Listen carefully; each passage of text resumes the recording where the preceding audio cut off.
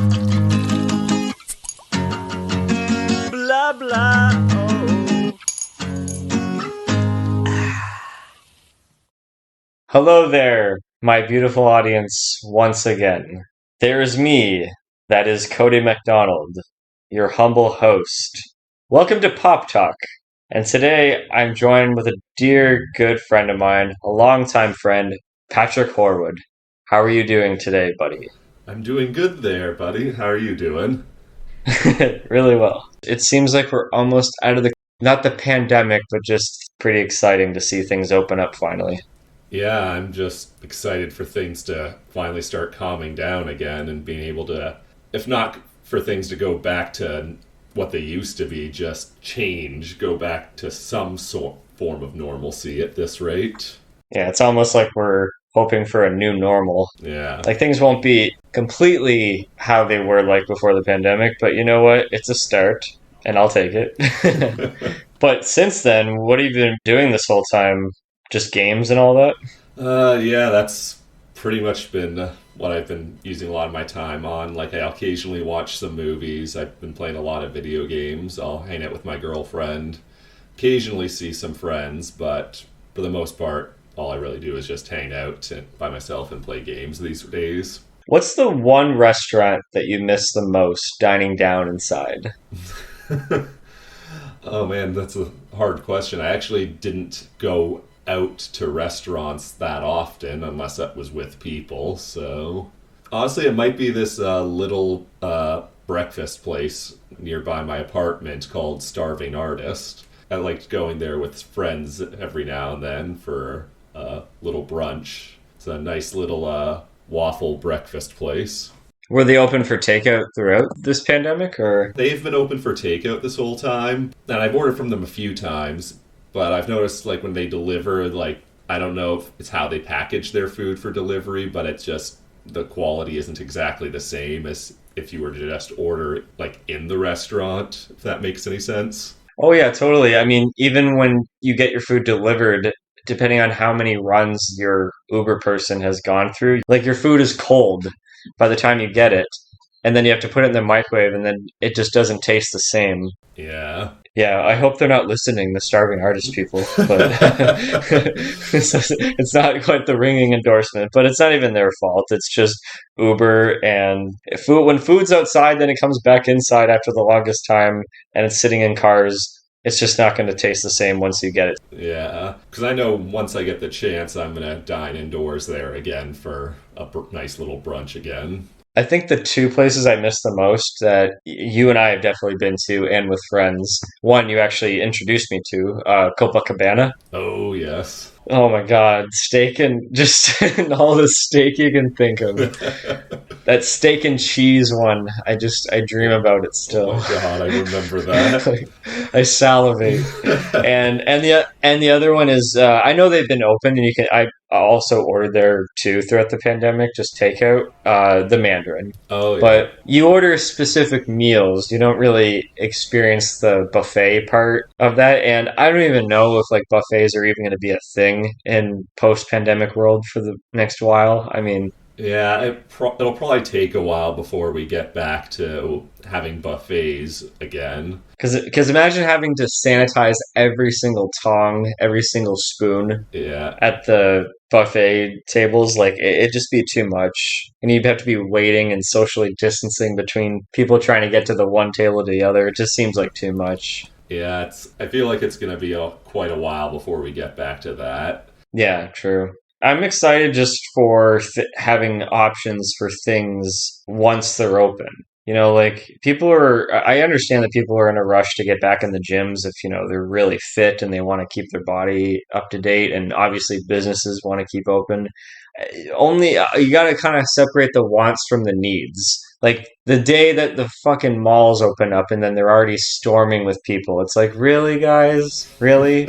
Is this really necessary? I get that you miss it, but like kind of ease into it and only do it when you have to do it. Yeah, like, I don't know, this whole pandemic, I've gotten so used to online shopping that I don't really have any desire to go back to a mall these days. Yeah, and I was even talking to Veronica about this. Like, we're in no rush to go back into seeing like a concert or something like that. We weren't really that big into concerts to begin with. Like we would go maybe once a year or not at all. It just depends on like a band that we're kind of into that we want to see live. But we were kind of like, you know what? If say someone like Bon Iver decided to come in the next year, like next year from now or something like that, it's like, yeah, I think we'd be ready to go. And I'm sure it'll be safe to do so by then. And they're probably going to follow a lot of restrictions until then because a lot of bands that I follow on Facebook have always postponed their tours to almost like a year to almost like, I think even like when the whole pandemic started, it was like a year and a half. They're like, we're just going to take a really big hiatus and just come back in like a year and a half and go across one country to the next. But it always changes and shifts. So Yeah, I know what you mean. Because I know, with me personally, I didn't really go to concerts unless it was someone I wanted to see, like really wanted to see in the first place. It's funny though, like the last concert I did go to was literally at the start of the pandemic, right before everything shut down, but it was still spreading, but things hadn't shut down just yet. was that when you and Kathy saw Devin Townsend? Yeah, exactly. That was back in Yeah. February, so I think it was. Oh wow. Yeah. So like it was I mean it was kind of going on but not as global. Yeah, exactly. I think it had already gotten to Canada and Toronto at that point, but we hadn't completely locked down until like a month later. Yeah. Dodged a bullet. Oh, I got lucky. My brother, friend of his, was going to go to a Devin Townsend concert in Detroit that was going to happen a few weeks later. And that's when Devin Townsend canceled the tour because of the pandemic. It's like they're doing the right thing, but I just wonder how they're going to be managing throughout this whole time. I mean, there's obviously merchandise, there's obviously record sales that will keep them afloat, but like I can't imagine what musicians are probably feeling the fact that a piece of their livelihood is being taken away. I mean, they're not the only people that have had a piece of their life on hold for the longest time, but hopefully that a lot of writing and art come out from them just staying at home. Yeah, I imagine. Because I know with musicians in particular, I think I've usually heard that they make most of their money from touring rather than record sales. Oh, so then there you go. Yeah. It's like they're just holding on. Yeah. But if all these bands come back out together in like in 2022, you see like every single band that we're into releases a double album. It's like, well, they had all the time in the world to do it. So Yeah. Yeah, because I know I've seen a couple of artists that I like would be, they were recording during the pandemic and would just post stuff here and there. If they weren't releasing full albums, they would just do other little things, like whether just random songs or. yeah, Bon Iver did the exact same thing. Yeah. Just really releasing a song here and there, but he could be teasing a potential future album. I'm not sure, but keeps them busy, I guess. Yeah. But yeah, we'll get to be back in those mosh pits one day, right? Oh, I'm excited. No, I'm for not. that. No, I'm not into mosh pits. It's you. You're the metalhead. Yeah, Well, speaking of music, are you into classical music? I am indeed. And what other filmmaker that's out there that showcases classical music than Stanley Kubrick? An inspiration on your life. Am I not mistaken? Yeah, he's my favorite filmmaker of all time. Everything about his filmmaking and his kind of philosophy on filmmaking and art in general is just something I've always aspired to. Well, his films feel like a celebration of all types of art. Hmm. And no other film showcases that more than both of our personal favorite out of his filmography, 1971's A Clockwork Orange, based on the novel by Anthony Burgess, and it stars Malcolm McDowell. Probably one of the best performances of all time. Hmm. I've always liked Malcolm McDowell in general. I've seen, because I think I'd seen him in stuff before I'd even actually seen Clockwork Orange. It is definitely his best performance, but it's also, I agree, one of the best performances I've ever seen. To be honest, I think I've only seen him in Rob Zombie's remake of Halloween when he played Dr. Loomis. And I think he played the villain in Mr. Magoo.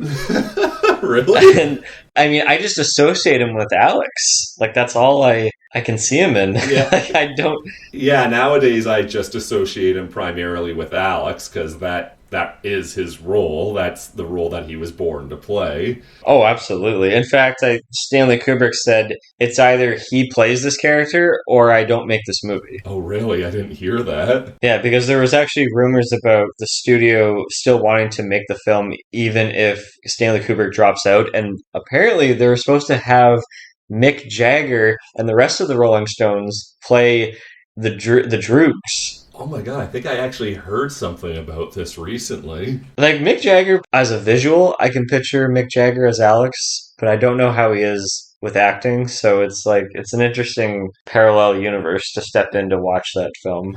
Yeah, at this point, it's really hard to imagine anyone other than Malcolm McDowell in that role, though. Oh, absolutely. And actually, come to think of it, Malcolm McDowell, wasn't he in a Star Trek movie? He also played the villain? Yes, he was in one of the weaker ones. He was in what was it called? It was that one that was kind of a crossover between the original series and the Next Generation. Star Trek Generations. That was it. Right. Yeah.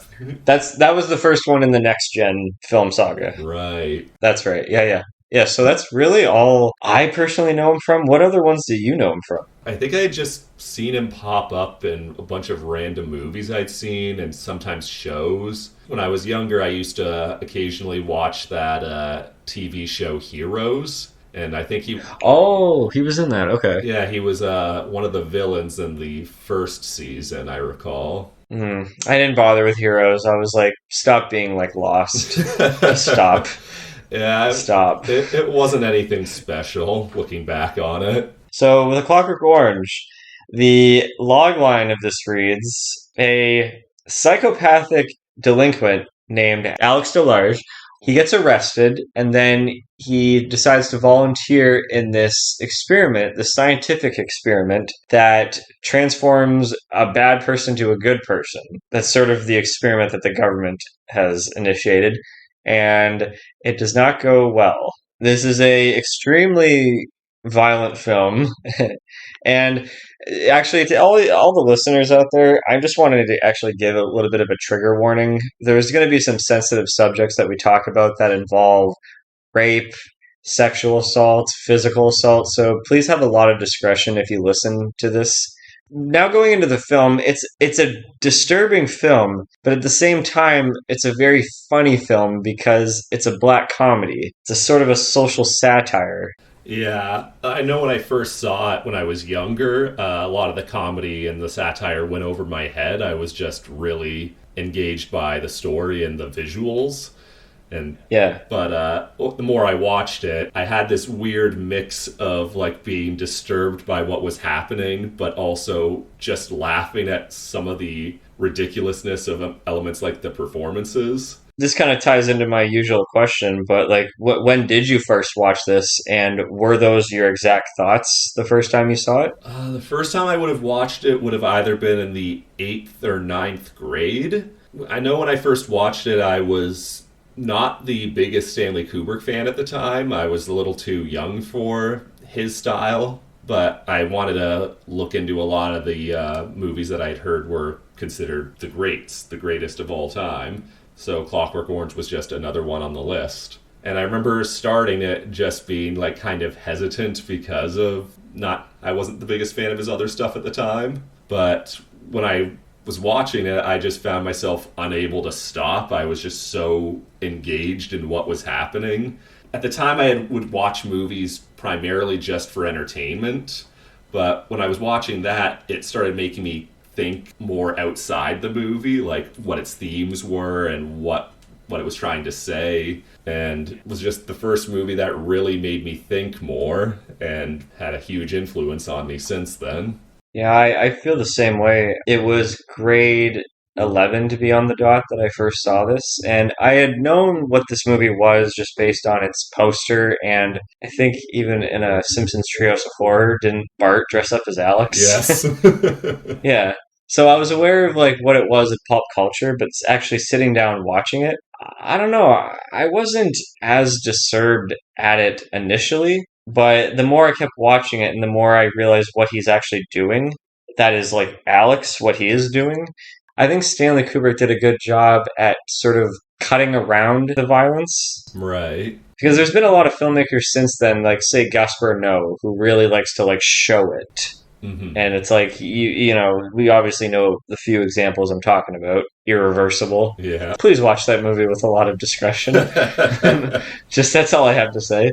But Stanley Kubrick has a way of like, I mean, even at the time too, when this film came out, like we were just getting into like the director's era of cinema, and there was a lot of experimental films coming out at the time, but not a lot of movies tackled violence and sex the way that he does in this film. Mm-hmm. But he does it in such an artistic.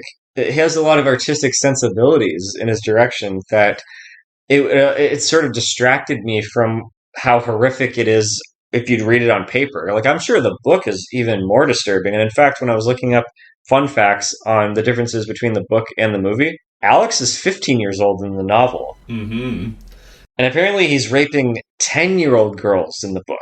Yeah, it's actually the famous threesome scene from the movie is actually the scene where he rapes 10-year-old girls, apparently. Jesus. So it's like, to put it on screen, you kind of have to do a little bit of changes. But Malcolm McDowell, like, when you photograph him, he's obviously an older, like a youngish man, probably in his 20s at the time, but he photographs to look like he's at least like 17 or 18. Mm-hmm. So they did a lot of changes that kind of helped benefit the film to not make it super creepy. But at the time, it had such a gut reaction from everybody that a lot of people were blaming Stanley Kubrick on initiating violence because of this film. They were sending him death threats. Like there were gangs inspired by the film that were doing their own sort of ultra violence around the world. And then Stanley Kubrick just said, fuck it. He called up Warner Brothers and said, do not show this film in England ever again until I die.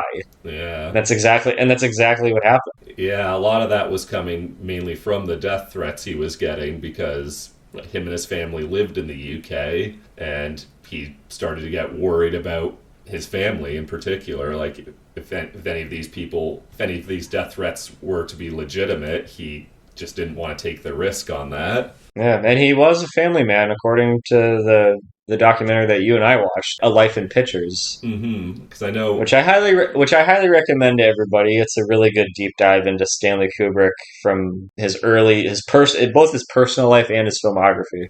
Yeah, because I know in interviews with his family, whether it be his wife or his daughters, his wife and his daughters would always say that he was a family man, which was against what the media at the time would always say. They always like to portray him as more distant and a recluse, but apparently he wasn't really that way. He just didn't really like talking to the media. And I don't blame him. He's not really out for an image. He's out to create art. Mm-hmm. But yeah, I going back, like, not my strong reaction at the beginning, and similar to what you just said about how you're like, this movie was one of the first that kind of opened your mind to more artistic kind of movies. I feel the same way. However, this is one of those movies where you and I talk about this, where I kind of have a particular taste in film, both the movies I like to watch and the movies that hopefully I would love to make one day, is that I always like to find that really great combination of like art and entertainment. Mm-hmm. Like something that's open-minded or abstract, but there's also a literal story that you can connect with. And the first time I watched it, I remember pacing back and forth in the washroom afterwards after I watched it, going like, yeah, I have it figured out, but like, did he really redeem himself or not? I was like, the fact that the movie was toying around with me too. Like, you can almost read it either way. Mm-hmm. On is this sort of a redemption story, or is it just a guy that cheated the system and that's the joke? Yeah, it's sort of, you can read it either way, and that's sort of the brilliance of the film. And we'll definitely go into it more when we break down the film, but I also found just the dystopian part of it, which is what a lot of people always talk about when it comes to this movie, to be very subtle. Oh, it's and almost like very subtle. Like the first handful of times I watched this movie, I didn't even notice it was an element in the movie. Like, I guess I can tell maybe just from like the experimental aspect of it, of like science, like the government getting their hands on science, and there's a lot of rundown locations in the film. Mm-hmm. And style choices that sort of are kind of outlandish. The thing that I think solidified, like, yes, that we are definitely in a dystopian world, and this kind of ties into just the title of the thing, is that when you manufacture a piece of organic, a Clockwork Orange, which is what they did with Alex, they manufactured a living being. I think that's honestly solidified in the milk bar, the Korova milk bar. Yes. Yeah, it feels like they're describing synthetic milk that's coming out of a woman's statue through the breast.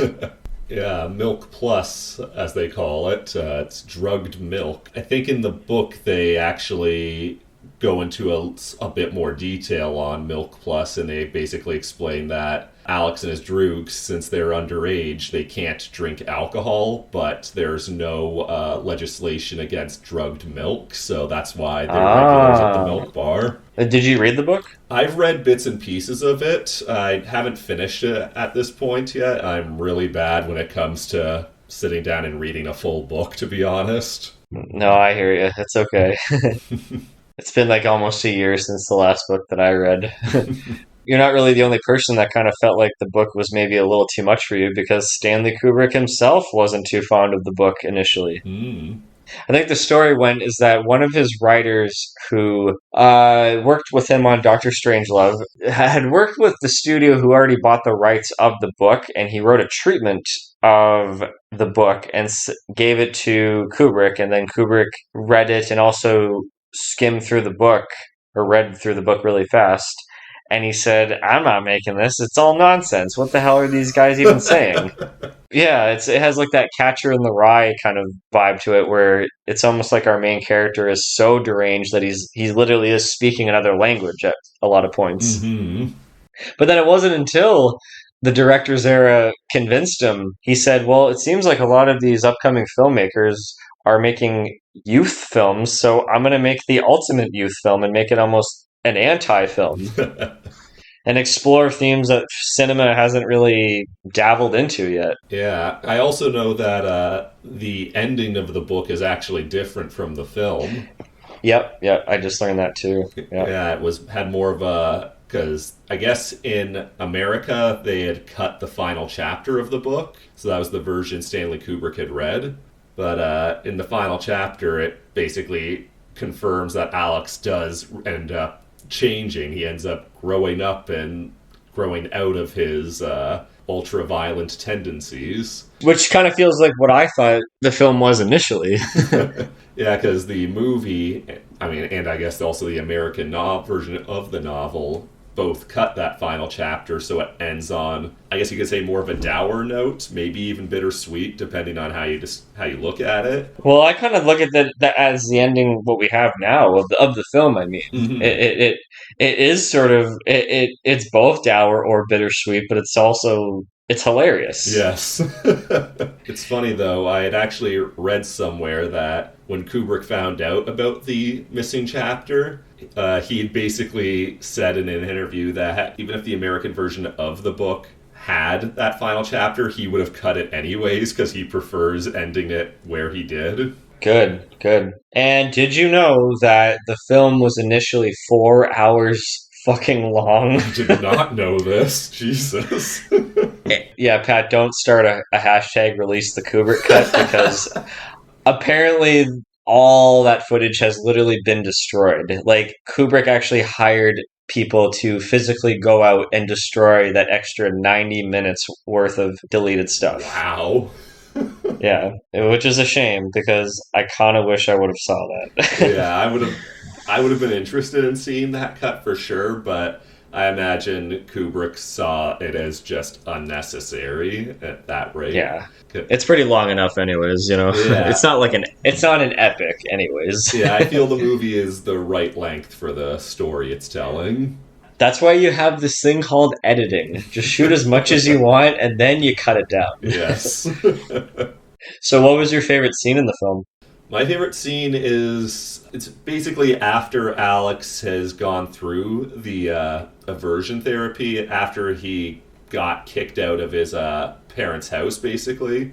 It's the scene where he's walking along the riverside, and he's kind of just in this moment of just depression and looking out at the bridge and the water. Like, seems like it's implying that he's contemplating, taking his own life in that moment. That's what I've always gotten out of it. And then a homeless man who him and his droogs had beaten up much earlier in the movie comes by and recognizes him and gets all the other homeless people to come and beat him up for revenge. I've always just loved that scene in particular. It's the one I tend to think of the most whenever I think of A Clockwork Orange, and I think it just comes back to exactly what I mean when I said this movie changed my perception on film as an art form, because I remember when I first saw this movie, that was kind of the moment where like I really started thinking this movie is special, this is different. Was it just the way that it was executed in terms of its filmmaking? It's a mix of its filmmaking, but it was that was part of it. But the main reason I always felt that way is I had so many mixed emotions in that scene,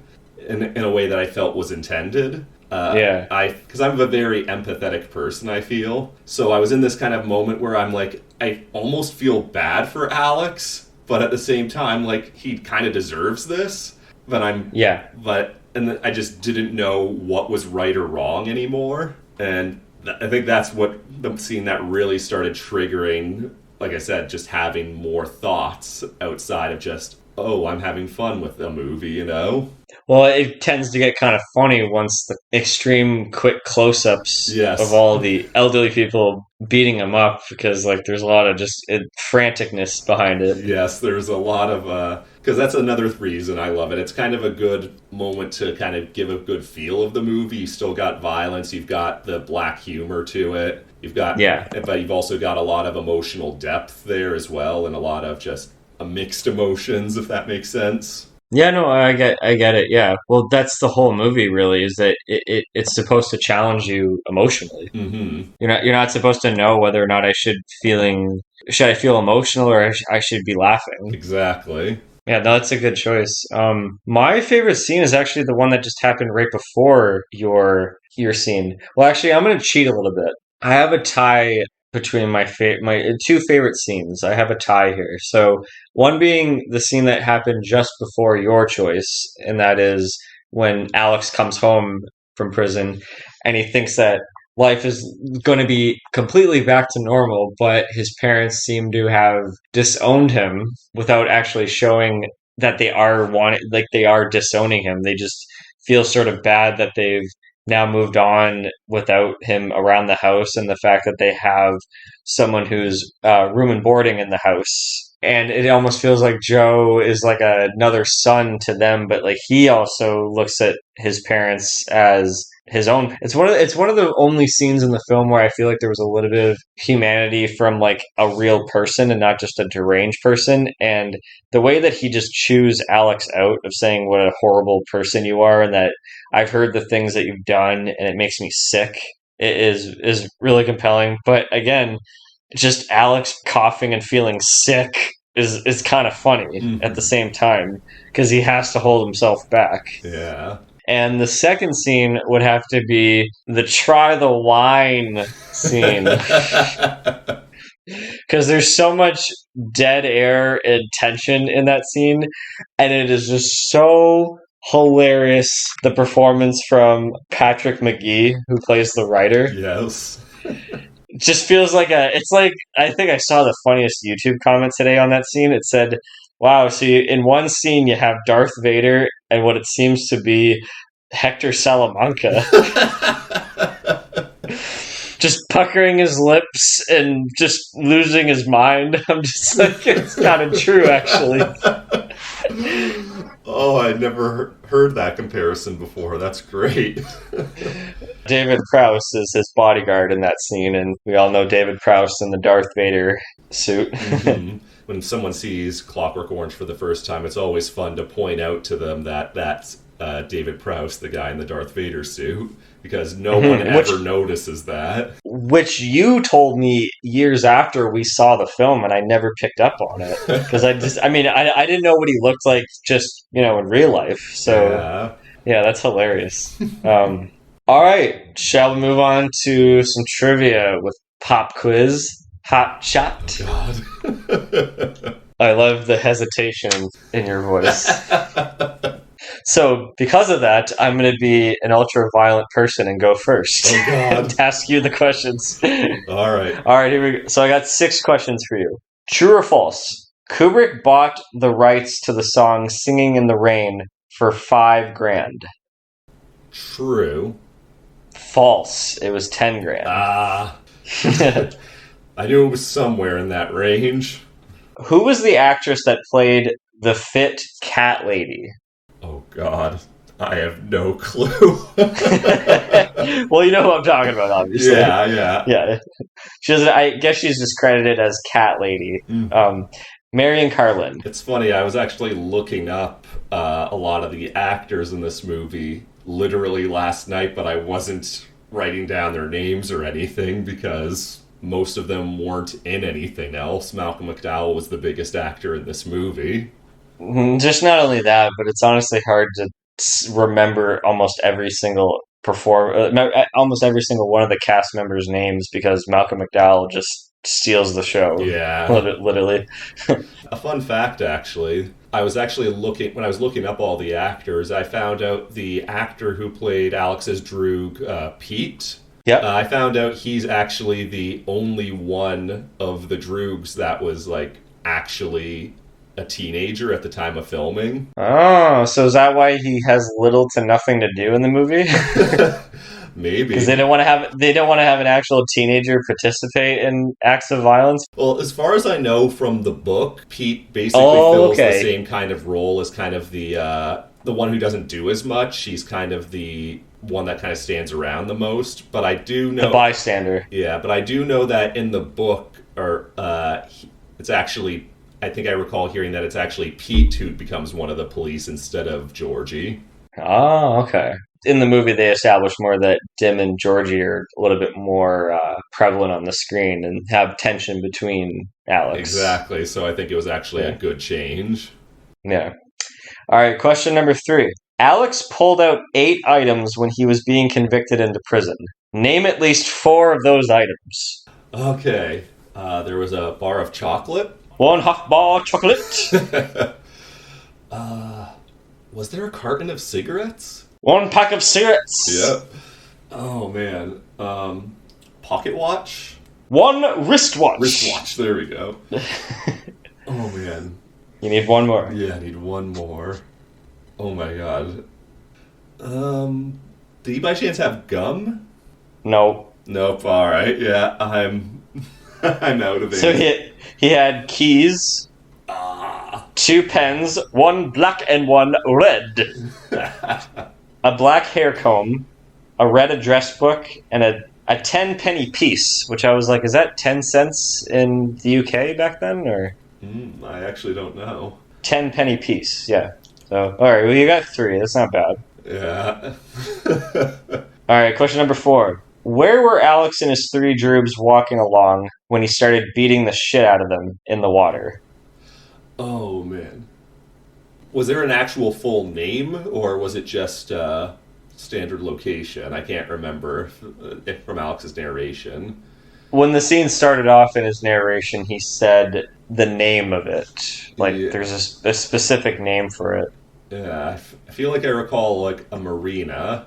Oh, yeah. Yeah. The Flat Block Marina. The Flat Block Marina, okay. Yeah. So you got half a point. What does yarbles mean? Balls. Yes, I put balls or testicles. Yes. There you go. You know your balls.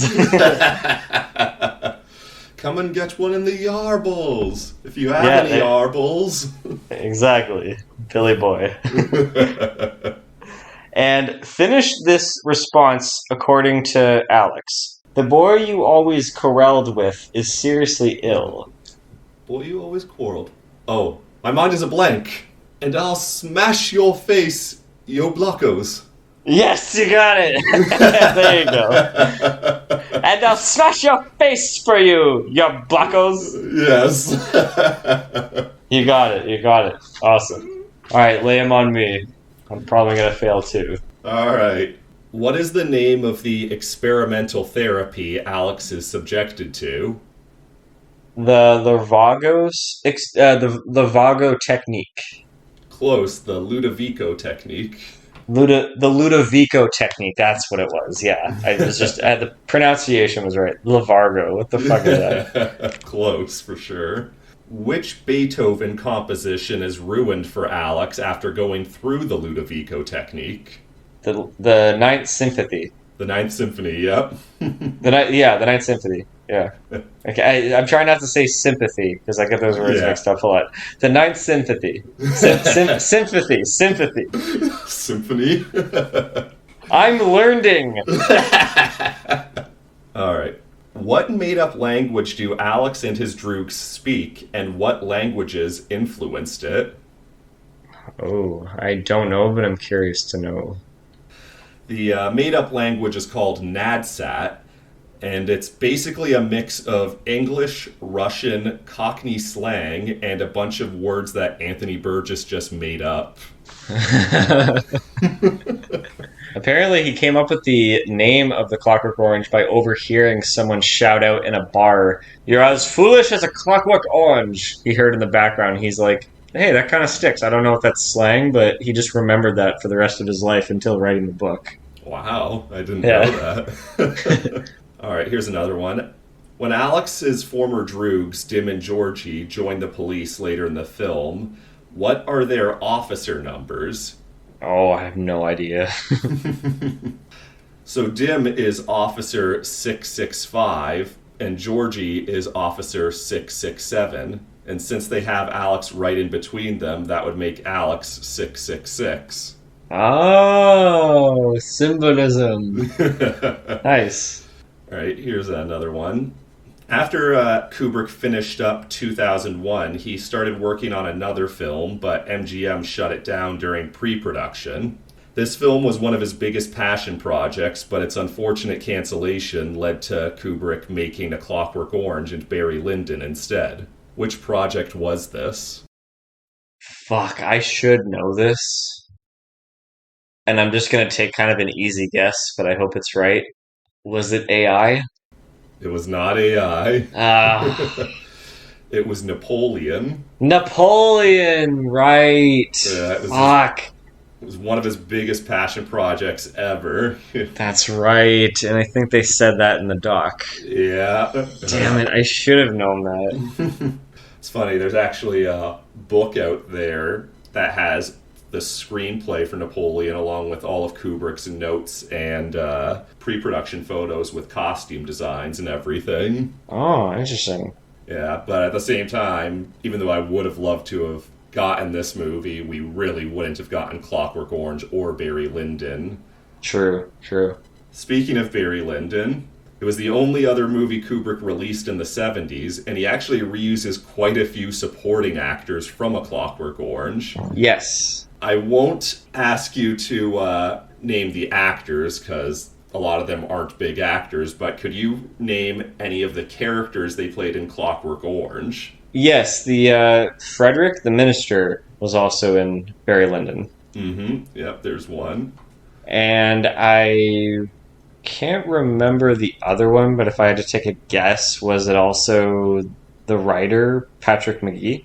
Yep, the writer is also in Barry Yay! Lyndon. Sweet. Because I remember the minister. I remember the minister very well. I remember when we watched Barry Lyndon, I was like, "Hey, it's what's his name?" Yeah. Also, Alex's dad appears in the movie. Oh, okay. As well as the priest from the prison is also in the movie. Oh, cool. Okay. And I just found this one out the other day. The cop who beats up Alex while he's being held for interrogation is also in Barry Lyndon. Oh, shit. Yeah, so there's a lot of supporting actors in both of these movies. Damn. My last question.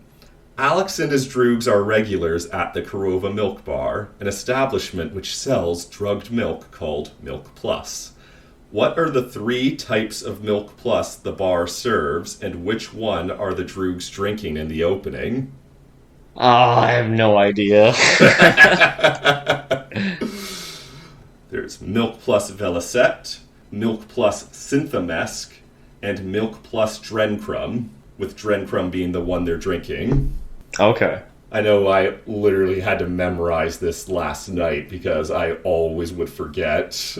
I mean, there's a lot of stuff that kind of goes over my head because it does feel like another language. So I have to like watch and figure out what the fuck is happening. The most recent time I watched it, I actually decided to throw on subtitles just to... Me too.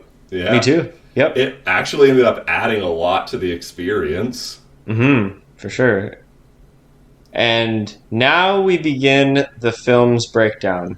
So we open up with Alex and his 3 dribs in the Korova Milk Bar. Mm-hmm. It's a beautiful, striking shot, close-up of his face. I just fucking love when it pulls out and everybody's in like this tableau kind of dream-esque environment. It's just, it hooks you right away. Oh, yeah. Very colorful. Apparently this was only the 1 out of 4 sets that was built for this movie. Everything else was on location. Oh, wow. I didn't actually know that.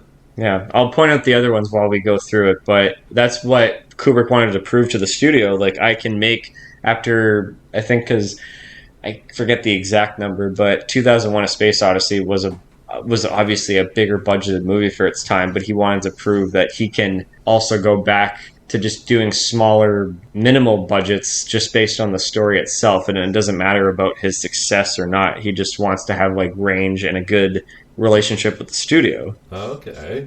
So yeah, you'll notice a lot of locations in this. In fact, a lot of locations like that bridge in your favorite scene. It's actually right around the corner from his house. Oh. Yeah.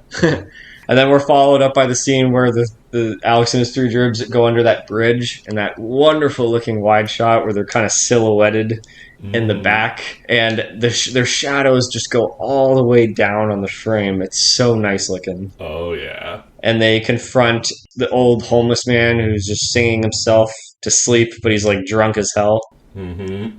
And it was nice to actually pick up on something when they're like taunting him, and the old man was spouting out stuff saying like, there is no law and order in this stinking cruel world.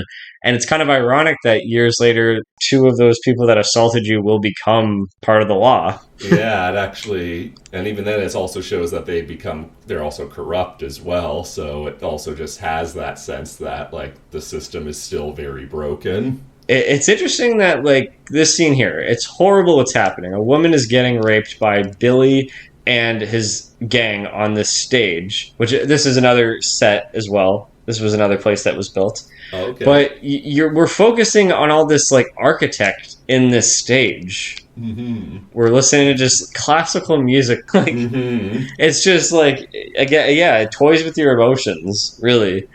Yeah. And then Alex confronts Billy Boy and his gang, and they get into the most hilarious brawl fight. And that was great to see that the woman got away as well. Mm-hmm. Actually, that's another aspect of the first chunk of this movie, which I also think is another reason it probably didn't hit you as disturbing at first as well, is Kubrick intentionally kind of makes this feel kind of like a lot of it feel fun in the first chunk of the movie, where like Alex and his droogs are out and doing all these horrible things, but it almost feels like you're along with him and you're like doing it too, but you're having a fun time doing it. So like, I mean, I wouldn't say I'm having fun. I would just say that, again, we're looking at or like everything. Whether or not you're having fun, it's kind of giving the feeling of fun, if that makes sense, you know? Well, there's a soothing aspect because of the classical music. Yeah, like there's the classical music, there's an energy to it, you know? Yeah. It's not really focusing as much on being disturbing, but it's showing these disturbing things, and that's what I think adds to it being disturbing, if that makes sense, because you start like questioning, like, I shouldn't be enjoying this sort of thing. And he only goes so far at showing the horrificness on screen. Like, he could have went even further, which would have made the film even more hard to watch. Yeah. Kubrick was showing a bit of restraint compared to people today. Yeah, for sure. Although that might have also been the studio at the time. Oh, for sure, for sure. And apparently, they actually, like, Kubrick obviously adapted the book and wrote it into a screenplay, but they had that book on them on set at all times, like their Bible, and they were just literally would go through it. Like, everybody go to page 50 and just read that quote. Because apparently a lot of the slang and a lot of the stuff that they're saying, and especially even with the narration, is like verbatim from the book. Yeah, that makes sense actually, because I've always had heard that this was like the one Kubrick movie that was actually very loyal to the book. Yeah, very loyal. Yeah, unlike The Shining, which Yes. like Stephen King's not particularly fond of that one. It's funny actually, because I've even from the bits and pieces I have read of the book, like there are like a lot of the dialogue is verbatim the same. If anything, it's just cut down slightly just for time in the movie. Yeah. Oh, for sure. And well, again, 4 hours long. Yeah. So, and then we cut to them speeding down the road in their Durango 95. It purred real horror show. And apparently, the Ramones have a song called the Durango 95, and they named it after this film. Oh, really? I also know Rob Zombie has a song as well that he named after the film, also having Durango 95 in it. And doesn't the music video for Never Gonna Stop Me... That's the one. Like, That's yeah. the one. Oh, okay, yeah. There's a lot of homages to the film. Yeah. Mm-hmm. Yeah, because I think the song is actually about the film. Oh, okay. I might need to listen to this again. Because one of the lyrics even is about the Durango 95. I can't understand a word Rob Zombie says sometimes. So I love what he's saying. I mean, all I know is never gonna stop me, never gonna stop. Now, maybe it's because I listen to a lot of metal, but I find Rob Zombie not that. I find him quite easy to understand. Oh, shit. Okay. It's probably because I'm used to listening to people who are a lot more difficult. Fair enough. And then the gang shows up at this one house that belongs to the writer, and with him is his wife. Now, I want to go into this a little bit right here. So that shot where it tracks from left to right from where the writer does his writing. And he has a lot of books behind him. It's like that's his world, and it feels like it's probably their married life wasn't really as good even before this horrific thing that's about to happen to them, because you got him writing, and he's got all these books behind him, and then the wall dividing his room and the living room. It's very specific. It's a very interesting archetype for a house, like a structure. And all that's in the other room where the wife is at is just like this little futuristic, like sitting pod. And she's not really doing much. There's not really anything in that room. So it kind of feels like there's a bit of a separation between them anyways. I'd never actually thought about that, but that actually would make sense. That's actually a really cool detail. And it's actually the same type of shot when later on in the film when Alex drops by at the house again, and instead of his wife, it's now his bodyguard. Yeah. Yeah, it's kind of cool how it's kind of mirrored that way, where he's just in his own world of being this kind of pretentious writer, you know. Subtly pretentious, too, you know.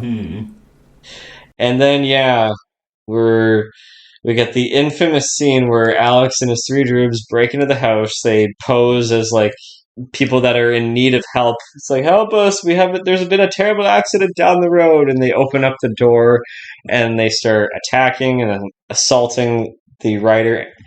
And Alex starts singing Gene Kelly's "Singing in the Rain," which. I know a lot of people, even Veronica and I were talking about this, like she cannot listen to that song, or even even if we'd ever watched Singing in the Rain, like I've seen it, but if she'd watch it, the song's ruined for her because of this movie. A lot of people say that, and even though I did see A Clockwork Orange before Singing in the Rain, I didn't let it ruin it for me. Yeah, I haven't seen Singing in the Rain yet, but I'm pretty good at differentiating things, so... Yeah. Malcolm McDowell is doing a different type of shtick to the song anyways. And yeah, apparently this was the only song that he could just know off by heart, so he ad-libbed it. Yeah, I had heard that. I had heard something about how when they were filming, there was no song initially. They kept rehearsing it, like, like maybe, hum something or just, something, dance and all that. And then finally, Kubrick just loved the idea of just taking this bittersweet song that was known for its lyrics of just like not letting worries bother you and being all happy, and then just contrasting that with him stripping her, cutting off of her clothes, and yeah, that's what I mean. And again, Kubrick only goes so far. Yeah. Because he cuts off her clothes, he pulls down his pants, and all we see is just like the reaction shot of the writer who's on the floor gagged. And then it just cuts to the next scene. It's like we don't even see that happening. It's sort of just it's just a very big implication on what's going to happen, but we don't need to see it happening. Yeah, it's more heavily implied than shown. Yeah. Oh, it's rough because it keeps going and going and going. Mm-hmm. And then Alex and his dreams go back to the milk bar, and this is where we're introduced to Alex's inner love of music, because he sees across the way in the bar there's a woman who's rehearsing this operatic song with a few of her colleagues, and he's just transfixed, in that classic close-up shot of him looking down, and you're seeing the eyelash and all that. Yeah. And then I think it's Dim who like rudely interrupts and like blows a raspberry, and then like Alex whacks him in the nuts, or sorry, in the yobbles.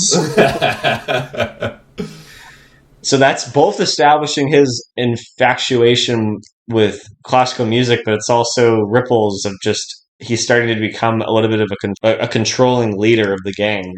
Yeah, it establishes the tensions within the gang between Alex and the rest of the droogs there. Yeah, and even though like we said, I know that you and I just did the same thing with subtitles. Even though that we're starting to kind of get what's happening a little bit more just from their slang, but even slang or not, you can tell visually what's happening, no problem. Yeah, I know the first handful of times I watched this movie, especially without subtitles, I didn't know what they were saying, but I knew that I got the vibe of what was happening just based on how it was shot and how they were acting. Well, you're a great filmmaker if you can put your movie on mute and still know what the hell's happening. Exactly. And then Alex goes home, and after he feeds his snake, which apparently wasn't in the book. Yeah, I'd actually heard that the reason Basil was added into the film was apparently Malcolm McDowell had a fear of reptiles, so Kubrick added in the snake as a joke. That's hilarious. Man, he just loves to torment his cast. He did. I'm so sorry, Shelley Duvall. And then he starts playing Ludwig van Beethoven's Ninth Symphony. And then Alex is transfixed with all his visuals of just violence and him as like a vampire in a few shots. Yeah. It's really strange. Really strange stuff. Just deranged. It's all just deranged. It's warped mentality. Warped childhood mentality. He calls in sick, and then we are introduced to a certain somebody who we quote all the time, Mr. Deltoid. Oh, hello? Yes. Hello, Alex, dear boy. Yes. She said something about a pain somewhere. Hence not at school, yes. Sit.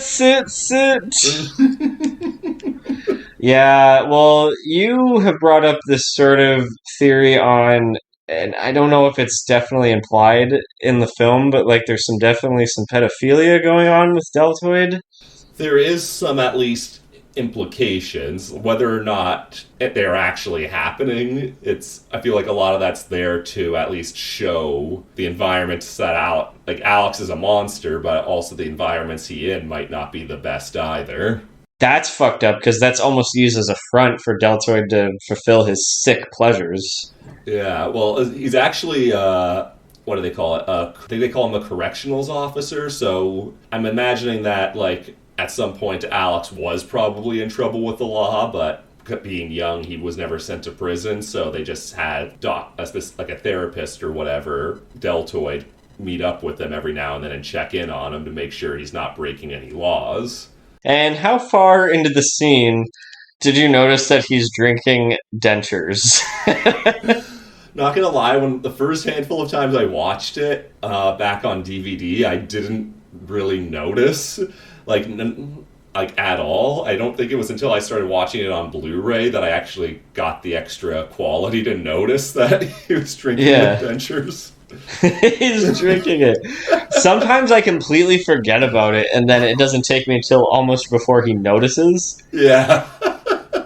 It's great. It's so subtle, and it depends on when you pick up on it. It's nice. Mm-hmm. Kind of gives the audience an opportunity to figure it out by themselves, depending on their timing and if they're looking out for it. Exactly. And then we cut to a very timeless scene of a juvenile delinquent going through a music shop. Mm-hmm. You know, and you can interpret that any way you can, in any era, with any genre. It's timeless. Oh, yeah. And, I mean, it's very noticeable, but, like, there is a 2001 A Space Odyssey soundtrack that's kind of cameoed in there. Yeah, just a little in-joke on Kubrick's part. Just a little nod. At least he's not in the theater watching one of his movies. That would be a little too much. Like, actually, since we're in the music shop, I actually might want to mention the score in general, actually, for a second here. This is my favorite track of music in the movie. Yeah, I'm forgetting the name of it. But is this this is the Ninth Symphony, but it's under a different key, isn't it? Because the way it worked, because I know the way it worked was like pretty much the entire score is classical music, specifically mostly Beethoven, as far as I know. But a lot of it is re-recorded on like a synthesizer by Wendy Carlos. In fact, actually, behind the scenes of the movie, before she was brought on to make the score for Clockwork Orange, she had released an album which was just covers of classical songs, but done on a synthesizer made electronic. And a lot of critics who gave it negative reviews said that they didn't like it because they were taking a sound that was so organic and she was making it sound more mechanical, which is why Kubrick got her. You just stated the point, literally the title of the fucking thing. You're manufacturing something that's organic. Exactly. That's why Kubrick got her to do the score, because it was just fitting for the movie. It's like if you got Trent Reznor, like Nine Inch Nails, to cover the Beatles. Yeah, exactly. That's actually a good comparison. You know, and it works so well. It's one of my favorite tunes because there's something very like. It sounds very deranged, but it also has a lot of like childhood innocence with like the like I don't know how to feel. And then later on, when it's obviously the background score for like Nazi Germany, it even goes into that further of just it being like, oh, I'm gonna be sick. Give me something to be sick. And then he picks up two girls, and now we cut to the funniest sex scene in cinematic history. Yes. Now, do you know how long it was in real life before they sped it up? I believe it was somewhere around half an hour. Oh, you're so close. 28 minutes. Oh, okay. And I actually watched this scene yesterday in, like, not slow-mo. I can only just go by frame, but skipping it really fast to look like it is in slow-mo. They're not having sex. They're, like, almost wrestling. Now, this next scene, I want to ask you, were the three Droogs just hanging out outside of Alex's apartment ready to ambush him or do something, or were they all just waiting for him? Well, what is your take on this scene, actually? Because I'm trying to figure this out for myself. Okay. I've always just seen it as they're essentially waiting for him to come out for the night, because they're basically there to... because, you know, they always go out and meet up at the milk bar. Yeah. They decided to go to his place first. We can wait for him to come down because basically they're there specifically to set things straight with Alex at this point because of how he's been acting. Like, he's kind of been going, I guess you could say, mad with power. He's been a more abusive leader, more of a dictator of the gang. Yeah, well, he almost gaslights them. Yeah. So yeah, they're really trying to almost have like a an intervention in a way. Basically, yeah. They're trying Yeah, to make yeah, it more like we need to be on equal terms. that makes sense. Okay, okay. And then we get to another classic scene when they're walking along the marina side, and Alex just snaps. Yeah. I think Alex is just like, you know what? How dare you confront me with that bullshit? Yeah. So I'm just going to beat the living shit out of you guys with my cane, kick you guys all into the water. Fucking Pete just like takes off. I don't even know Yeah. where he went. He's And the coward of the group. isn't it just so funny, Dim's reaction getting cut in the hand and he falls back into the water? Yes. Like, I should feel sorry for him, but just, it's so over the top, his reaction. Right after that, they're sitting in a restaurant and he's just like, so you're not going to say that shit to me again, are we? Do we have it straight? And they're all just like, yep. One by one, Yeah. yep. And then they plan their next attack on the cat lady. Hmm. Which was actually, as I recall in the movie, that it's actually Georgie and Dim's idea to go after the cat lady, and Alex basically, after he attacks them, he's like, "All right, now what was this idea you had earlier? I want the details." Because he's thinking like a dictator would, where he's Mm-hmm. thinking, "Okay, well, now that I've shown them force and I've oppressed them, I should show them some kindness and listen to what they have to say." Yeah, manipulative. Ugh. Yeah. So when they try to do the old, we need help, there's been an accident down the road, the cat lady doesn't fall for it for a second. In fact, I think she was like, when she later on calls the cops, she's like, this is kind of suspicious, but like it's kind of similar to what the people in the newspaper said about the night before. Hmm. So and then they're like, oh my god, okay, police squad will be at your house right away. So she did the right thing. Yeah. And Alex sneaks in and side question actually. Have you been to the Stanley Kubrick exhibit? No, I didn't live up here at the time that it was actually around, so I never got the That's chance. too bad because I was around that phallic piece of art. It's a very important work of art. It's a very important work of art. That is just so ironic. It's just too much. It's too much. It's too much. And when that was at the exhibit, I tried so hard. I knew I was gonna get like in trouble if I did this, but I really wanted to press down on it and just see if it would topple over and wiggle the same way. I was like, I want to so badly. Yeah. Then Well, Alex attacks her with this giant phallic piece of art and kills her. yeah. And it's almost even more visually striking when the sudden impact when he like drops that huge thing down on her face and it just cuts to a piece of random art that's on her wall. It's actually even more impactful than if we would have seen the actual blunt to the head. Hmm. It's an interesting choice. And I think even Alex probably had this sort of moment right after, like, shit, did I just go too far? I can't believe what I just did, kind of thing. Yeah, because I don't think Alex had ever killed before, at least in the movies terms. I don't think he had. So I do Hmm. believe that might have been like, at least in the terms of the movie, I don't think like he intended to kill her. It just sort of happened. Yeah, in the moment, too. Exactly. And then when he goes back outside, his three troops betray him by smashing a bottle of milk over his head. Yes. And they take off, and Alex gets arrested. And in a hilarious scene that you and I quote all the time when he's trying to say how I'm innocent, the three guys made me do it, and Deltoid is there. He leans down and looks into his face. You are now a little murderer, Alex. You are now a murderer, little Alex. A murderer. It's like that's not the thing you want to hear. Yes. Yeah, and that officer that was beating the shit out of him earlier, my god, that must be one of the most disgusting spits in the face I've ever seen. Because, Oh, like, yeah. it goes, like, it's on his lips. Yeah. Oh, fuck. And then Alex is sentenced to 14 years in prison.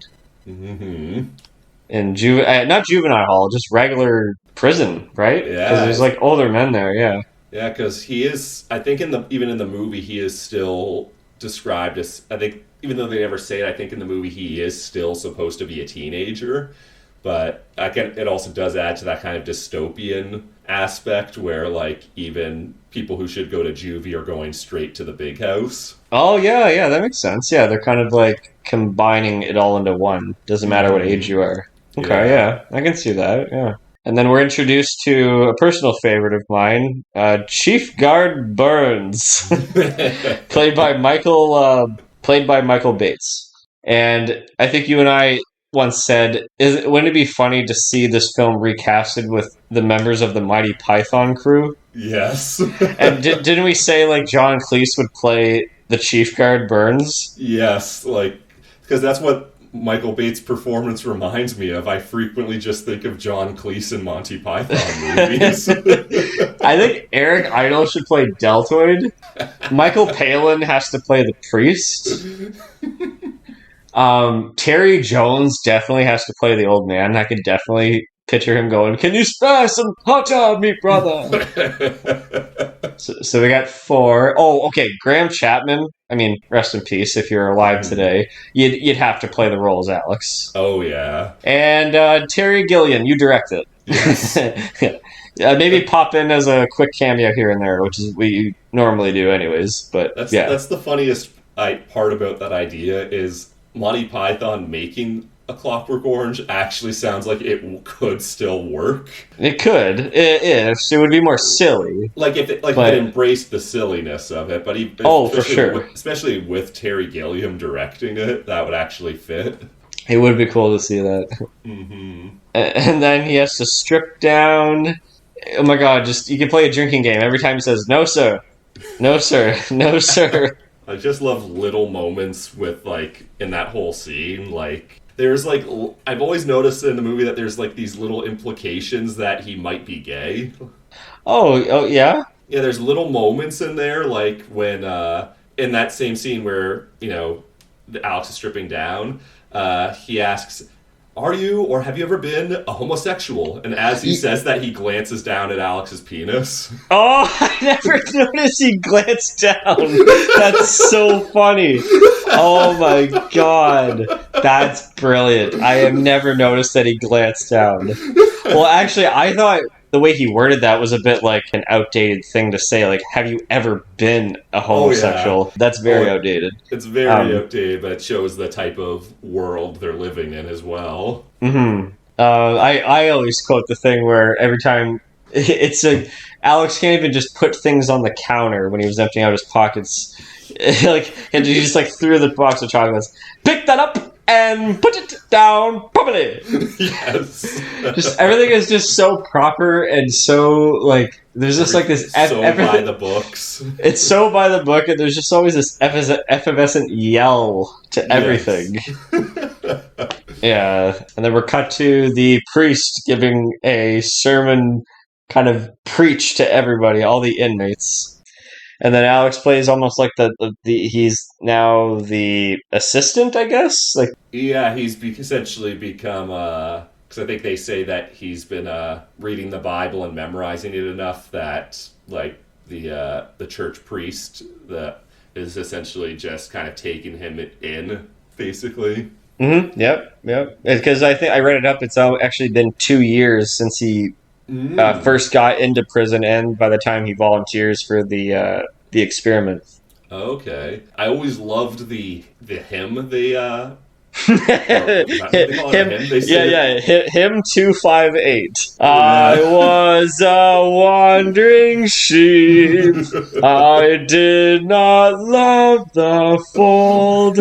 I did not love my shepherd's voice. I would not be controlled. It's it's hilarious. Oh, I love it. It's so funny. Oh, and it's so gross, that one inmate that keeps blowing kisses and winking at Alex. It's so that's implying that there's some yeah. Yeah, yeah. Also, we get to see Burns react to that as well, which is great. Oh, yeah, he keeps making like silly over the top faces and not doing anything. Yeah, he's like just he's doing the same, but he's also like if you look at his lips, he's kind of like doing motioning the same lip kisses as well. Yeah. Alex has changed a bit just from looking at the Word of God following the book. And you can definitely read that he's just trying any way that he can to get out. I mean, there's so many ways you can look at it too. At this point, this is what I mean. How it's just honestly, this is a work of art where it's like you don't know you don't know what's inside of a deranged mind if he actually is trying to change for the best or if he's just trying to work his way to the top. What I To always got from it is because he's reading the Bible and everything, and he's getting yeah. into like I do believe that he's getting into it, but he's not getting into the stuff that like he should be like learning to become a better person. He's focusing more on the violence in the Bible. He likes the Old Testament where all Yeah. the violent stuff is happening. During those little like segments, I was like, "There you go, Stanley Kubrick. Your remake of Spartacus is right there." Sometimes when I watch this movie, I'll get out of it that he actually is trying to put some sort of an attempt to be good, or other ways when I watch it, I look at it as he's manipulating his way to try to get out of prison. That's actually one of my favorite aspects about this movie, and like not just the scene, but the movie as a whole, and a lot of Stanley Kubrick movies in general, is that you can watch and rewatch them and get completely different experiences out of them. And then when he talks to the priest about the Ludovico technique, it's this new experiment that the government is funding that supposedly turns a bad person good. And Alex thinks that I should volunteer for this, but the priest is trying to give a reminder about free will. Typically, your main character has to have a conflict, right? And typically, your main character is a good person who has a conflict that's evil or deriving them from getting to their goal. But here we have an anti-hero, and the conflict in this movie, it's this conflict between free will and control. And that's what's so brilliant about it is that even our unsympathetic character, who we don't really condone with any of his actions, can still actually come up with some sort of conflict. Yeah. It's brilliant. It's absolutely brilliant. It's actually funny, actually, because when I showed this to my girlfriend Carolina, one thing that I noticed she got out of it is like she did not feel bad for Alex at all, but she also had the mindset like what they were doing to him was still wrong, so she still had that mixed feelings as well. Yeah, yeah, it is. Like you almost just want him to just like suffer in jail instead of just to participate in Yeah. this because he almost would have been better off. But I mean, we'll get to that if Yeah, the lack of free will. yeah, yeah. And then when the people at the Ludovico facility drop by to see who will volunteer, I love how there's not even any sort of like candidates or test runs. It's just like he loved the fact that Alex spoke up when he shouldn't have, and he's like, he'll do. Yes. Just that's it. Quick and simple. He'll do. Yeah, I also love like while they're waiting for the minister to come and decide on someone, they're just outside. And they're just walking in circles, basically. Yeah, what kind of exercise is that? They are wandering sheep. It's hilarious. And then when the chief guard escorts Alex over to the facility and it makes him sign the release forms to pass down Alex to them. I just love how Alex is just like mocking his stance the whole time, like walking up to the table and just doing like this. Like I don't even know how to describe it. Properly putting in a form in a stance. You know, I don't, Yes. it's hard to describe. I have to show it, but. I know what you mean, though. Oh yeah, I guess there were two main doctors. So yeah, the doctors are now experimenting on him. So they have him in like a straitjacket. They'll strap him to a chair, and wire him up with these clamps that hold onto your eyelids and literally just hold your eyes open, and they show you graphic films trying to see if you can actually get like a sickening feeling out of it. And fun fact, the guy that was applying the eye drops to Alex during that scene was an actual doctor I had heard about that actually. that knew about this kind of experiment, because apparently you're supposed to be on your back if you ever have to have your eyelids open like that, but in order to get the shot of him staring at the screen, they had to do it that way. But it's tricky for anybody, like a production assistant or anybody or an extra, just to drop eyes. So they're just like, you know what, this guy knows what he's doing, let's just have him in the movie and just drop water in his eyes for the moisture. And also another behind the scenes bit is I had heard that during filming of like these scenes, one of the clamps had accidentally scraped Yep. Malcolm McDowell's cornea. Because he was freaking out. He was in there doing, take after take after take, hours upon hours of being like that, that apparently he got his arm out of the straitjacket thing and hit one of the clamps and it scraped his cornea. Oh. Fuck. Yeah. Like, Ow. I mean, it was okay. It was just sort of a very scary incident, but I mean, at least they got it. Geez, that just adds just more like terror to it. Mm-hmm. Even in the scene, like, even as like he's just getting like the sickening feeling, you can almost look at it more as like, is that just Malcolm McDowell just being like, I need to get the fuck out of here? Like, yeah.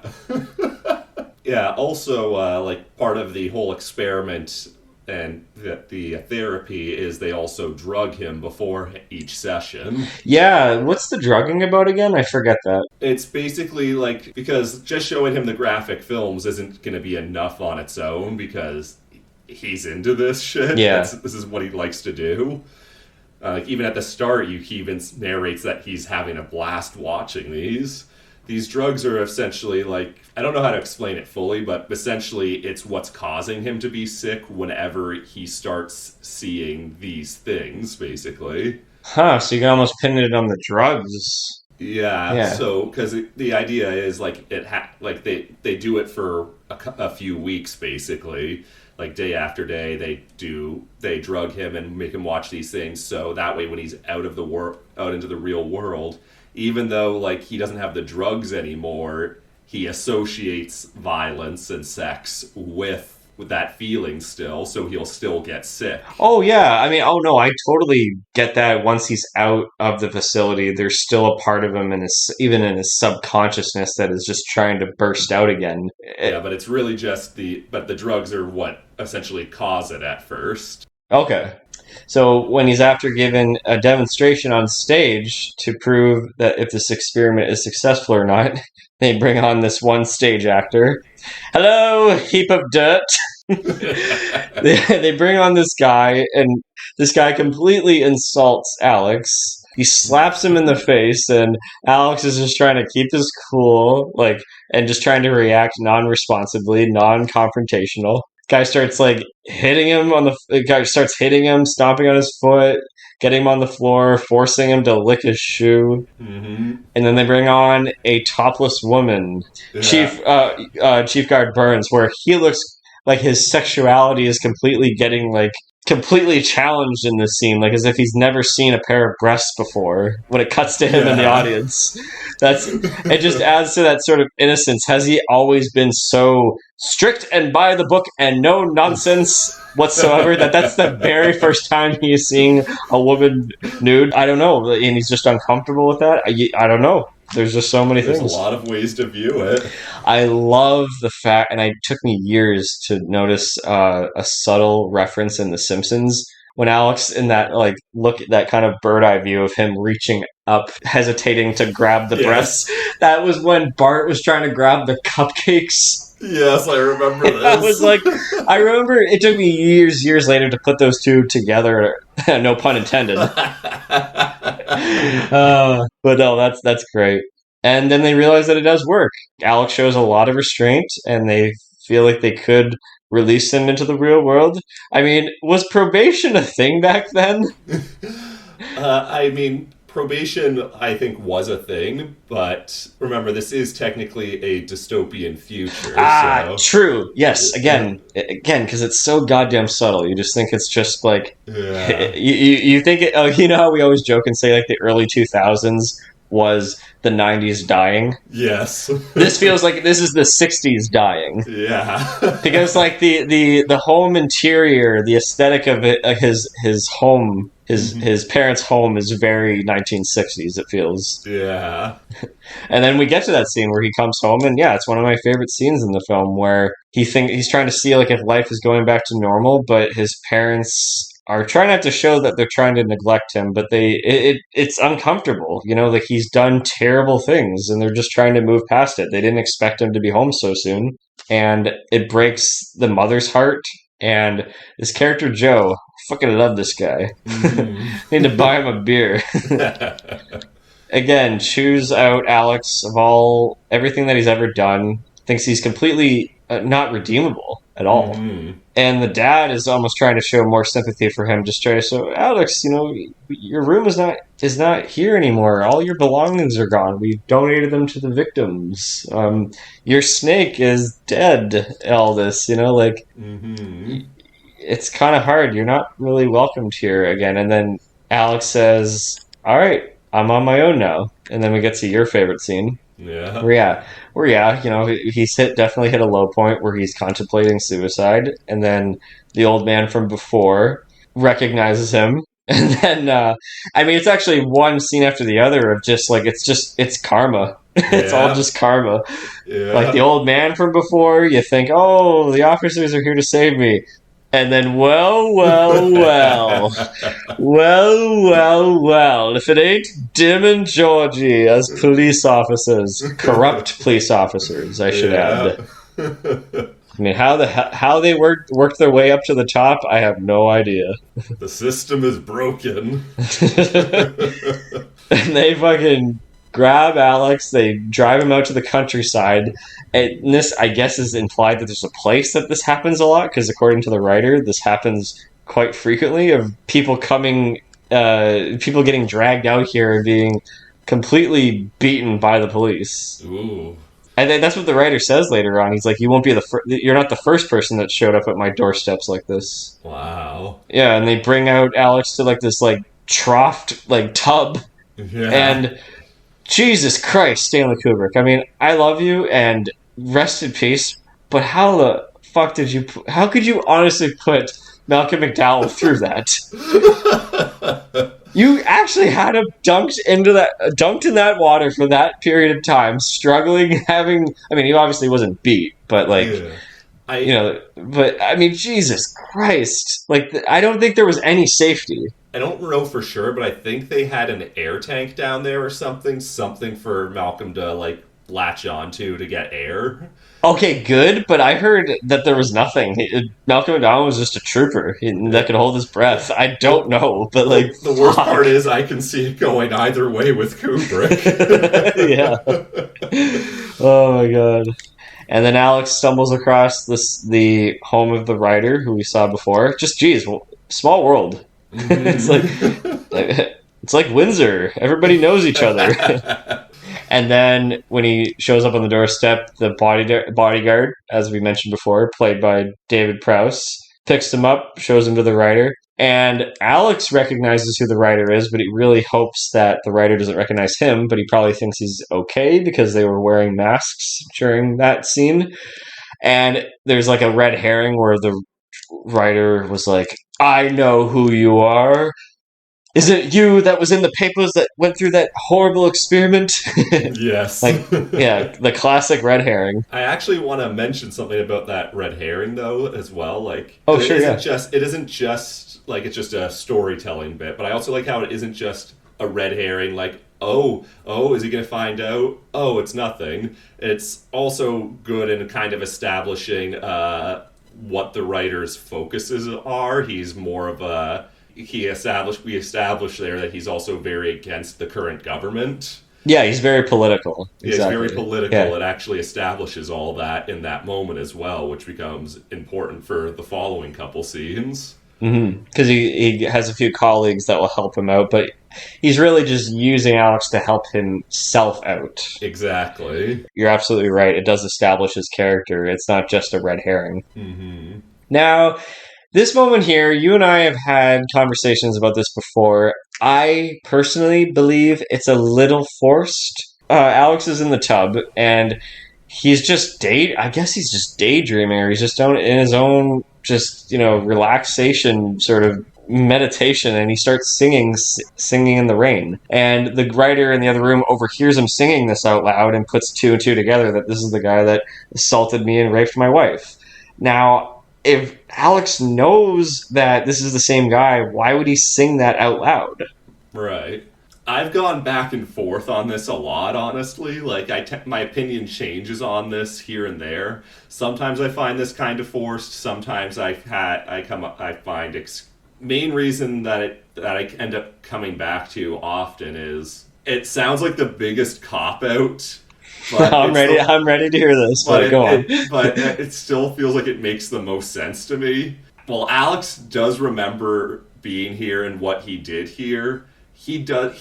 Before he got arrested, he did this basically every night. They would go to different places, break into different places, rape different women all the time. So he might remember who the writer is and where he's at, but he probably doesn't remember the exact details of that evening. He just knows he did it. So, okay, it's not so much of a stretch. I get what you're saying, where like he's done this so many times that there's probably other songs or even no songs when he's doing this that he sings to himself.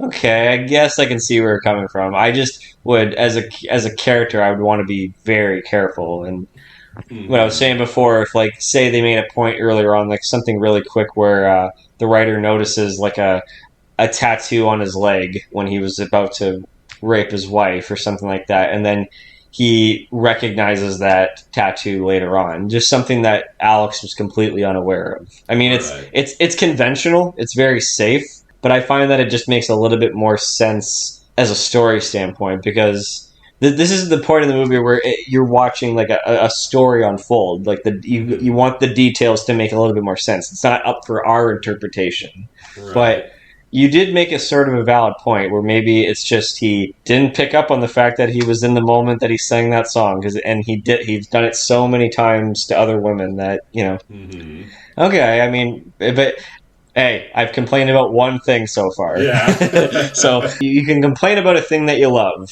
It's allowed to happen. Oh yeah, I do it all the time. And then when I just love another over-the-top reaction face, just that classic camera angle, like a low angle looking up. It's a classic Kubrick looking shot of him just like bulging his eyes behind his head, just like his tongue twisting. Yeah, it's like just filled with this rage and this like. And then when Alex is having some dinner, the writer and the bodyguard are just giving, like, again, I fucking love this scene. It's just so uncomfortable. There's just so much like hilarious tension, like dead silence, and then like, food, all right. Great, sir, great. Try the wine. And a thing that I referenced in one of my films, Dark Love, came from this. Oh. Where he's sort of inspecting the wine to see if it's tampered with. Oh. If it's been drugged at all. He's just making excuses like, oh, good volume to this wine. I appreciate that you enjoy good wine. Have another glass. I also love the way he says glass in that. Like, it's so like... It sounds like he's saying it through his teeth or under his tongue sort of thing, if that makes sense. He's just like not moving his mouth. Yeah, it just has something to it that just sounds like there's so much rage. And then when he's trying to say, like, my wife also enjoyed good wine. And Alex is like, oh, is your wife out of town? No, she's dead! You say the whole thing because you're hilarious when you reenact this. She was very badly raped, you see. The doctor said she died of pneumonia. They said it was pneumonia, but I know what she was. A victim of the modern age. Poor, poor girl. Again, the point of drama is across, but they're focusing on execution, and it is so over the top and theatrical. Yes. I mean, no one can look at that and go, "No, we're supposed to feel bad that he's going through this range." Oh, it's hilarious. It is. It's terrible, but it's hilarious. And then when his colleagues come over and they're taking questions on Alex's mental state, he's just saying, "Well, I'm not doing really well. In fact, at every moment, I feel like something bad will happen to me." And immediately passes out in the spaghetti. Yes. Oh, and also he mentioned that he gets like triggered from listening to Beethoven's Ninth Symphony. Symphony. Fuck! I tried to say it right. And we're back. I also wanted to mention that I also love the little bit where, like, when he mentions that Beethoven's Ninth Symphony, Symphony. Yeah, when he mentions that it triggers his illness. As the one person is taking notes, he starts spelling out Beethoven's name to make sure she spells it right. Yeah. I noticed that. Yeah, is there a reason why he did that? I think it's primarily just because he's such a Beethoven fan, and he just wants everything to be like right when it comes to Beethoven in particular. Oh, hey, I correct everybody when I say it's not Bon Iver, it's Bon Iver. Right. So, exactly. And then we are cut to him locked in a room, and they're blasting the Ninth Symphony. They're blasting the Ninth Symphony. I said it right. I just had to break it down. They're blasting on the speakers, and this is like the Hector Salamanca shot if I've never seen anything. Yes. It just looks like he's getting off on the fact that he's getting tortured. We got a great Kubrick zoom shot in that scene there as well. Yeah, another one, yeah. Well, this is... I'm happy you actually mentioned this, is that it's sort of similar to the opening shot, is that there's now just another cycle of violence introduced. Yeah. Now, this is sort of like... It's almost like if the movie would have started here, you would have heard, "There's me, that is the writer. Yes. And my bodyguard... and my loving lady, and the guy that gets accurate rolls of the pool balls, which is pretty amazing." Yeah. rolling those balls in so accurately. It's just another cycle of violence being introduced. Like like Alex has turned would have been a very politically charged, egotistical man to just an absolute monster. Yeah.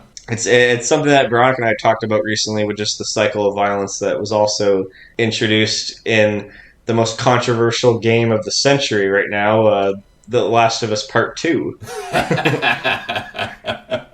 Where the whole game is that. It's just a cycle of violence, and like, does it do you any good in the very end? Yeah. So then Alex decides he jumps out of the window.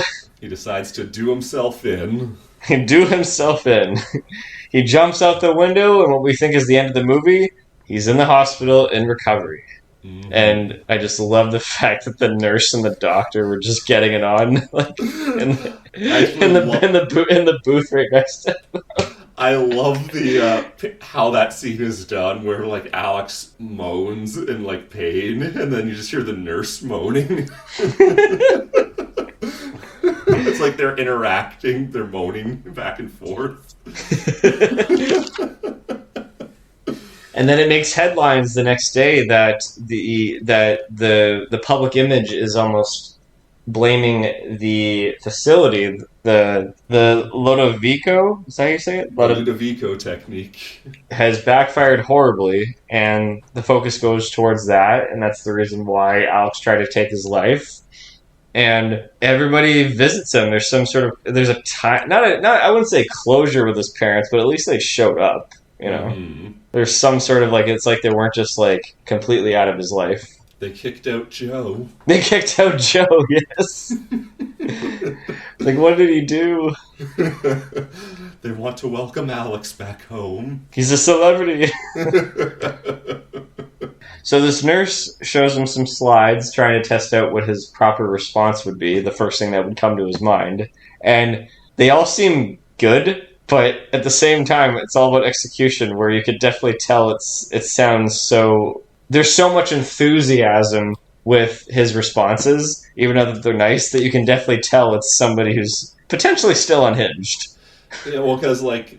But he's also so passive-aggressive about it, too. Yeah, well, and because a lot of them are also still violent answers. Like, depends on what the question is. Yeah.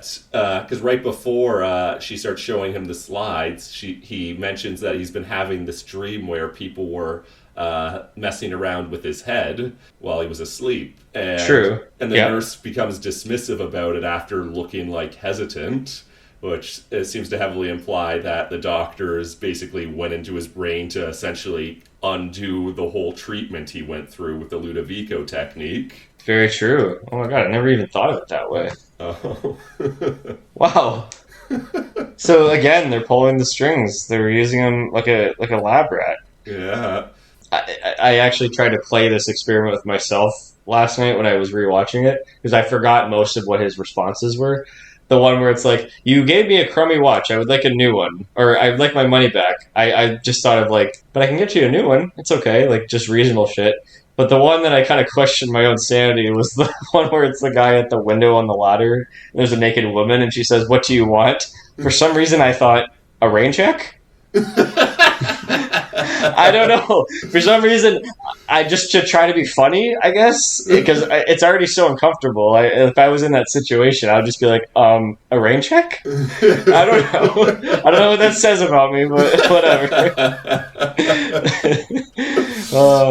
And then we come to the final scene of the film, where the minister of the Ludovico experiment comes by. I think it's actually explained that this is actually the prime minister of the country, actually, the whole government. Oh, okay, never mind then. Yeah, because that's why a lot of their talk is very political, because he's trying to win Alex over. Yeah, and he's trying to offer him a sincere apology and a new job offering as long as you protect our image, and which is so great. And this is what just subtle things. This might actually be the most stressful scene in the movie for me, because I hate watching people chew with their fucking mouth open. It's just like he's just feeding Alex like a baby in this scene. We all help out our friends, don't we? And just slaps his mouth open like, feed me. Great. That's subtle. That's so great. I love it. And that really shows Alex has gone right back to the way he was. Yeah, he's got everything by the balls. Mm-hmm. The whole system. I mean, we can like almost go back and forth on this resolution here, but just the fact that he's offering him all the music in the world and all this publicity, and the fact that like he's just going to be almost like sort of pampered his whole life and offered all these opportunities. Like he dodged the prison. A psychopath dodged the prison system. Yeah, well, actually, because there's a few things there. Like one, the music they're playing is the ninth, and it's doing nothing to Alex as well. Well, it could be doing something to him because he sort of dazes out. Yeah, that's and it goes into his mind. It's like. And I want to talk to you what you get out of that final striking image shot of him in some snow just having sex with this woman around a lot of people that look like they just came from a wedding. It seems like with the top hats and the dresses. What do you get out of that? Oh man! Again, it's another one of those, because it's one of those just shots that's more open to how you view it. More open to interpretation. I just sort of get it. It's essentially my main viewpoint of the movie, of how the story goes. Alex is literally back to exactly the way he was. His character arc is not even an arc, it's just become a full circle. He goes in a full circle. Only now the government is protecting him, and the media sees him as a celebrity. Everybody loves him, but he's the same monster he always was. But I can also, there's times where I watch it where I completely agree with you. Like, he clearly cheated his way up the ladder. Unintentionally, but it still Yeah, worked out. unintentionally, like our anti-hero did not grow at all. He just went into a circle. But you can also, there's ways I can interpret it where there is some genuine damage done to somebody who's wanting to get out of doing that sort of True. mentality, and then he just gets off. Well, not just gets off, but he gets pleasure on seeing the government and people in power falter. Yeah, But then, actually, but then there's always this implication in the back of his mind that he still has like a psychopathic kind of mind at the very end, and that's why he says, ironically, the very last line, "Oh, I was cured, all right." yes. It almost, you can look at it as like sarcastically or sincerely. Yeah, I've always personally viewed it as sarcastically, but I do agree that at one point Alex may have been more. It seems like Alex was starting to change at one point, Yeah, but it's actually back when he was out in the world. It's actually back in my favorite scene where right before the homeless people beat him up, when the one is asking for change and Alex is kind of in his own world, like thinking about ending his life there. When the homeless man gets his attention again, Alex just gives him money. He doesn't really think anything of it, you know.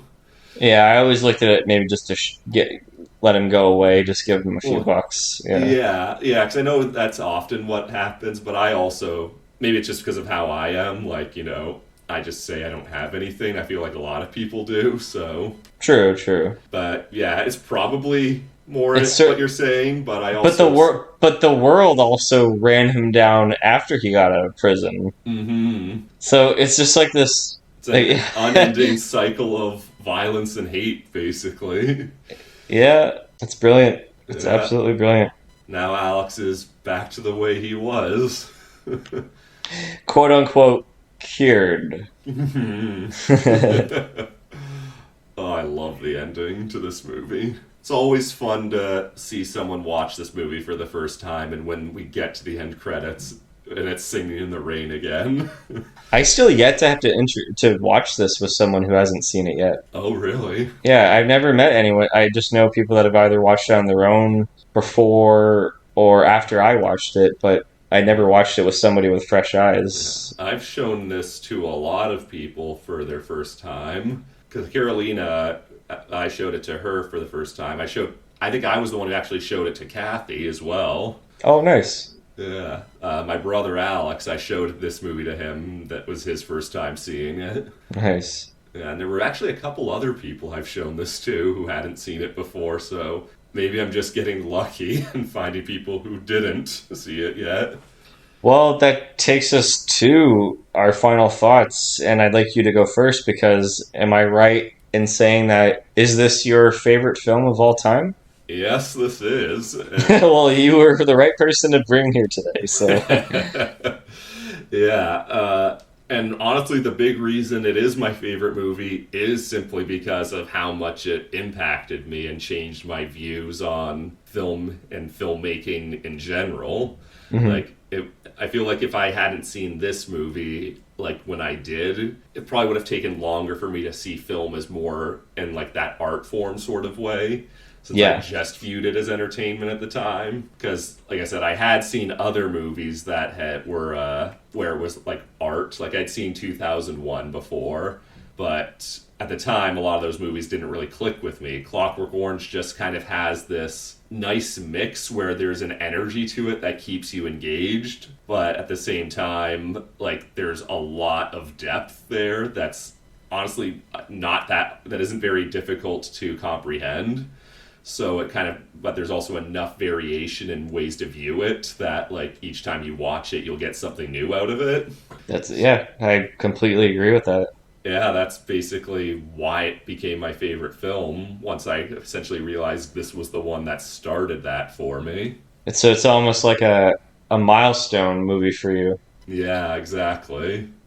I didn't have like the initial sort of like awakening of like, oh, this is what art films are like, because I saw films before A Clockwork Orange that definitely challenged me artistically and also dealing with violence. Like one would be like Natural Born Killers. Like I watched that before watching A Clockwork Orange, and I definitely didn't understand at first what to get out of it, but the fact that I kept drawing myself to get back to rewatching the film to understand it was, I think, one of the first moments in my life where a film grabbed me. Where usually I get the point of a film right away. It's like I either love it or I don't, or it's okay. I have an initial reaction. But for A Clockwork Orange, I thought I had the conclusion and the point of it figured out, but upon rewatching it, I discovered so many things I loved about it that I didn't even notice initially, even though my first time I watched it was a great, just little